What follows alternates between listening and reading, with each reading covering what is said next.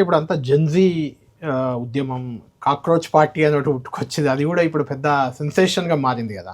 అంటే దాదాపు 12, 14 12, 12, 13 ఏళ్ల క్రితం ఉద్యమం జరిగింది. అంటే ఇప్పుడు జనరేషన్‌కి అప్పుడు చాలా చిన్న పిల్లలై ఉంటారు వాళ్ళు. ఇప్పుడు ఓటర్‌కొచ్చిన వాళ్ళు. వీళ్ళకి అసలు ఉద్యమం గురించే తెలియదు. భవిష్యత్తులో బీఆర్ఎస్‌ని ఈ ఓటర్లతో ఎలా కనెక్ట్ చేసుకుంటారు? యాక్చువల్లీ ఇట్స్ ఎ ఛాలెంజ్ నిజంగా. అంటే ఇప్పుడు ఒక రెగ్యులర్ రాజకీయ పార్టీగా ఆ ఓటర్స్ మమ్మల్ని చూస్తూ ఉంటారు.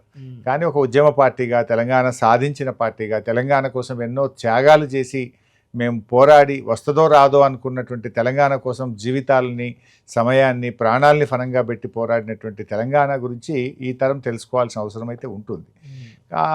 ఆ వైపు మేము కూడా కొంత ప్రయత్నం చేయాలి. ఒకటి అంటే నిజంగా తెలంగాణ వచ్చుండకపోతే ఈరోజు తెలంగాణ ప్రాంత ప్రజల పరిస్థితి ఎలా ఉండేది, ఆనాడు ఎట్లా ఉంది, ఈరోజు ఎంత మార్పు వచ్చింది. తెలంగాణ వచ్చిన ఈ 12.5 సంవత్సరాల్లో విద్యలో, వైద్యంలో, సాగునీటి రంగంలో, త్రాగునీటి రంగంలో, విద్యుత్ రంగంలో, అభివృద్ధిలో, కొత్త జిల్లాల ఏర్పాట్లో అనేక గుణాత్మకమైనటువంటి మార్పు, అద్భుతమైనటువంటి ప్రగతిని తెలంగాణ సాధించింది.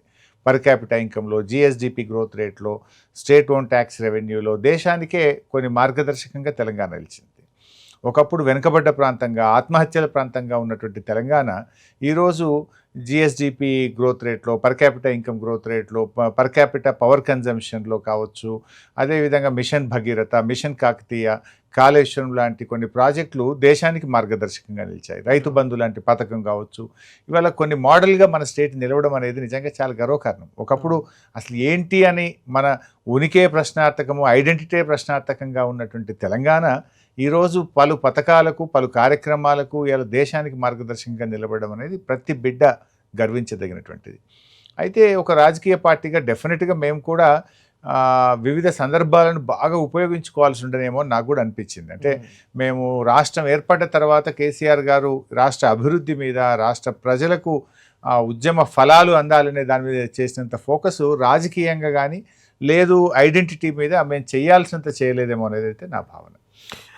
ఎందుకు రాజకీయంగా కూడా చాలా చేశారు కదా, వలసలు, ఫిరాయింపులు అలాంటివన్నీ పెద్ద ఎత్తున చేశారు కదా 10 ఏళ్లలో. సరే, అందులో నిజంగా చెప్పాలంటే ఖమ్మం ముఖ్యంగా హైదరాబాద్ లాంటి చోట బలహీనంగా ఉన్న పార్టీ కొంత స్ట్రాంగ్ అయింది కదా, మీరు అలా అది తప్పదు. అంటే కేసీఆర్ గారు కూడా అదే చెప్పారు మాకు. రాజకీయ ఈరోజు మనం we are in government, we have to deliver. ఇప్పుడు ఇంకా ఉద్యమాల గురించి మాట్లాడితే ప్రజలు ఇప్పుడు డెలివరీ ఇవ్వకపోతే ప్రజల్లో రియాక్షన్ వస్తుంది. ఎన్నో ఆకాంక్షలతోని రాష్ట్రం వచ్చింది. ఆకాంక్షల్ని నిజం చేయడం కోసం అదే ఉద్యమ స్ఫూర్తితో పనిచేయాలని చెప్పి వారు మాకు చెప్తూ ఉండేవారు. నిజంగా ఆ స్ఫూర్తితో పనిచేసాం కనుకనే ఇవాళ అసలు ఇంపాసిబుల్ అనే దానికి పాసిబుల్ చేసినాం కదా.